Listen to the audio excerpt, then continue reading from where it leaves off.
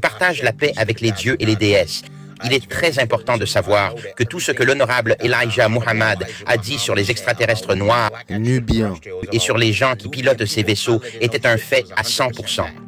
Elijah Muhammad a approfondi ses recherches dans son livre intitulé « La planète mère », où il a parlé des ovnis, des pannes et son analyse de la volonté d'Ézéchiel.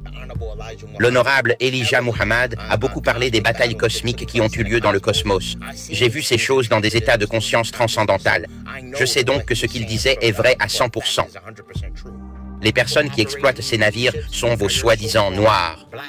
Vous êtes ce qu'on appelle les Afro-Américains. Ce sont des nubiens et des gens.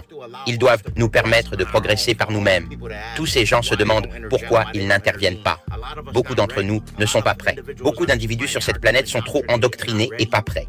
Le Pentagone a dû admettre leur existence. C'est vrai. C'est arrivé à un point où ils ont dû admettre que c'était réel. Nous sommes des parents éloignés de beaucoup de ces êtres et devons vibrer à une certaine fréquence pour avoir la capacité de communiquer et de contacter. Le vaisseau mère est massif et contient des milliers d'autres petits vaisseaux à son bord, juste comme ça. L'intérieur est si avancé technologiquement qu'il ressemble à un écosystème.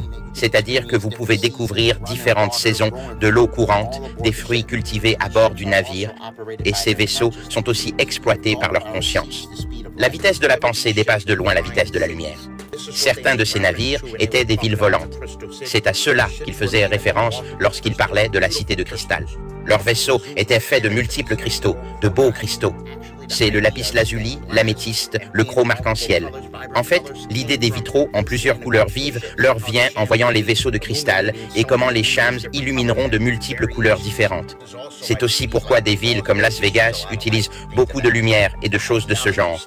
L'idéologie découle des cités volantes, les cités volantes de cristal, à l'époque ancienne. Ces cités volantes s'appelaient Vamanas. Quand il parle de cités d'or, de paradis et de choses de cette nature, c'est pour les peuples primitifs qui ont vu ces vaisseaux volants et ne savaient pas comment les appeler. C'est donc là que vient le concept d'individus croyant en une sorte de paradis, un endroit où ils peuvent aller avec des cités d'or et autres. Ce sont des vaisseaux que nos ancêtres, notre famille d'étoiles cosmiques, naviguent dans le cosmos. Certains avancent que l'honorable Elijah Muhammad a été enlevé et qu'il n'est pas réellement mort, mais qu'il a été enlevé et emmené ailleurs. Je ne peux pas dire s'il l'a été ou non, mais c'est une théorie très intéressante. Tout est en train d'être révélé. Les gens finiront par découvrir que leurs ancêtres dérivent des étoiles.